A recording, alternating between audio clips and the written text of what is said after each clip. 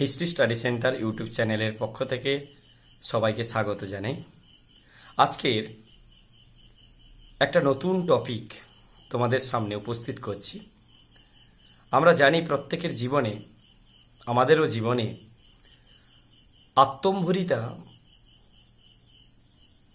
বা অহংকার যদি জীবনে নেমে আসে, তাহলে সেই জীবনে বিপর্যয় নেমে আসবে। এটা চিরন্তন সত্য বা ধ্রুব সত্য।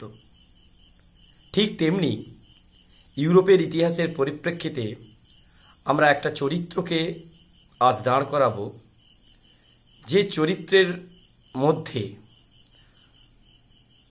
অহংকার, আত্মম্ভরিতা নেমে আসার ফলে কিভাবে তার জীবনের এক চরম পরিণাম আমরা কিন্তু দেখতে পেয়েছিলাম। আমরা জানি, সবাই আমরা নাম শুনেছি নেপোলিয়ন বোনাপার্ট। যে নেপোলিয়ন বোনাপার্ট 1769 খ্রিস্টাব্দে 15ই আগস্ট ইতালির অন্তর্গত ভূমধ্যসাগরের কর্সিকা দ্বীপের অ্যাজাকসিয়া নামক স্থানে এক মধ্যবিত্ত পরিবারে তিনি জন্মগ্রহণ করেছিলেন। আমরা 1789-এর ফরাসি বিপ্লব আমরা দেখেছি, শুনেছি, যে বিপ্লবের 3টি আদর্শ ছিল: সাম্য, মৈত্রী আর স্বাধীনতা। পরবর্তীকালে এই ফরাসি বিপ্লবের পরিপ্রেক্ষিতে 1791 সালে আমরা দেখেছিলাম এক নতুন সংবিধান, কিন্তু পরবর্তীকালে এই সংবিধানের অবসান ঘটে।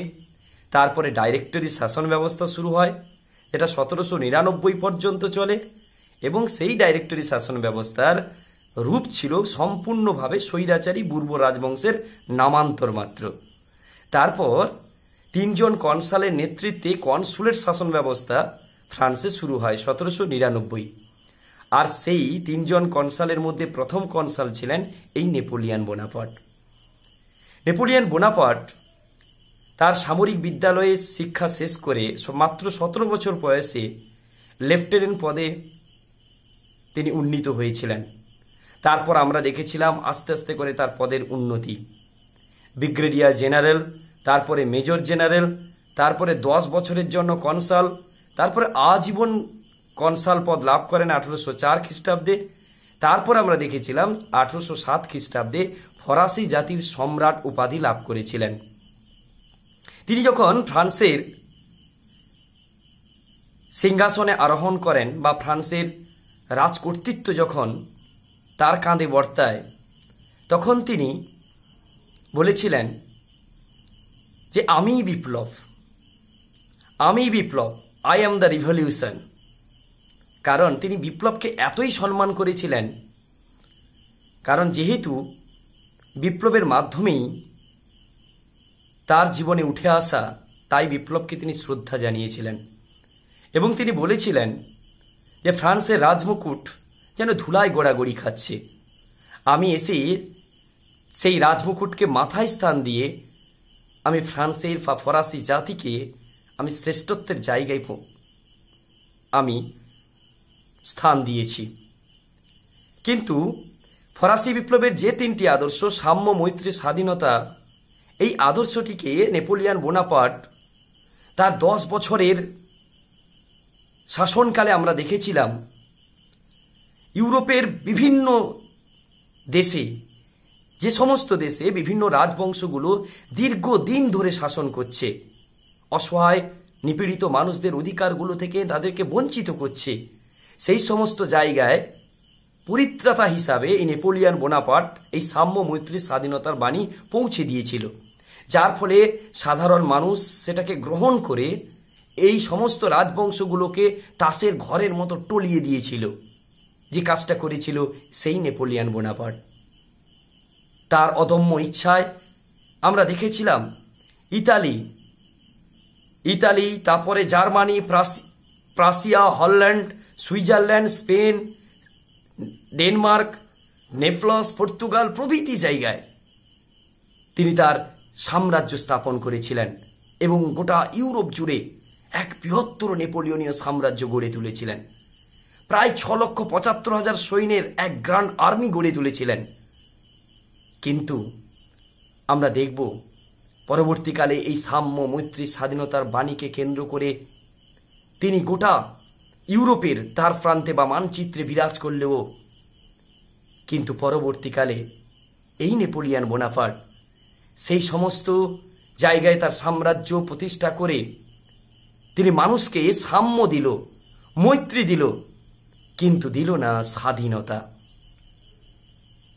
কারণ আমাদের মধ্যে চরম অহমিকা যখন চলে আসে, চরম অহংকার যখন চলে আসে, আমরা কাউকে গ্রাহ্য করি না।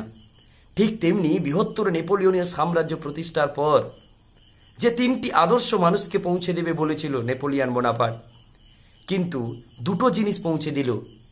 কিন্তু সাধারণ মানুষের যে অবাধ স্বাধীনতা, কথা বলার স্বাধীনতা, সমালোচনার স্বাধীনতা, সেই সমস্ত কিছু স্বাধীনতা কিন্তু মানুষের কাছ থেকে কিন্তু কেড়ে নিল, গ্রাস করে নিল এই নেপোলিয়ান বোনাপার্ট। ঠিক সেই চরিত্রের মুখে একই আবার ভিন্ন রূপ কথা শোনা যাচ্ছে। যে বিপ্লবকে আগে স্বাগত জানিয়েছিল সেই বলছে যে আমি হচ্ছি বিপ্লবের ধ্বংসকারী, আমি হচ্ছি বিপ্লবের ধ্বংসকারী, আই ডিস্ট্রয়েড দ্য রেভলিউশন। আমরা দেখছি পরবর্তীকালে নেপোলিয়ানের আকাঙ্ক্ষা আরও যখন বাড়তে থাকলো, ইংল্যান্ডকে উচিত শিক্ষা দেওয়ার জন্য মহাদেশীয় অবরোধ প্রথা জারি করলো, কিন্তু নেপোলিয়ানের নৌশক্তিকে, বাণিজ্যকে একেবারে ধ্বংস করতে পারল না। তার পরবর্তীকালে রাশিয়াকে উচিত শিক্ষা দেওয়ার জন্য মস্কো অভিযান করল, কিন্তু রাশিয়াকে উচিত শিক্ষা দিতে পারল না।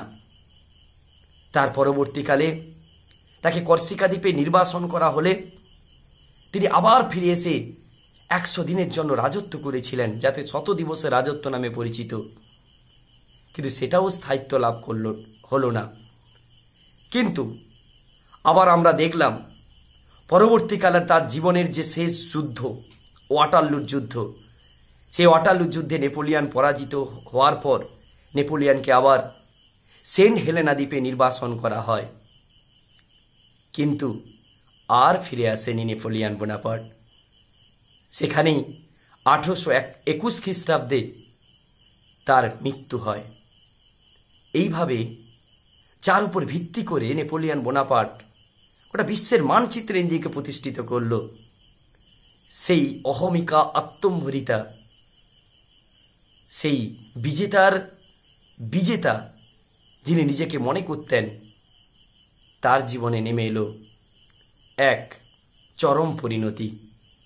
অতএব আমরা যে যাই করি না কেন, যে যেখানেই থাকি না কেন, যে পেশায় কাজ করি না কেন, আমাদের কাজের মধ্যে, আমাদের জীবনের মধ্যে কখনো অহংকার বা অহমিকা বা আত্মম্ভরিতা এই জিনিসগুলো আনা উচিত নয়। তাহলে আমরা কিন্তু সঠিকভাবে আমাদের অভীষ্ট লক্ষ্যে পৌঁছতে পারব। এই বলে আজকের এই ভিডিও শেষ করলাম। আবার পরবর্তী ভিডিওতে দেখা হচ্ছে। নমস্কার।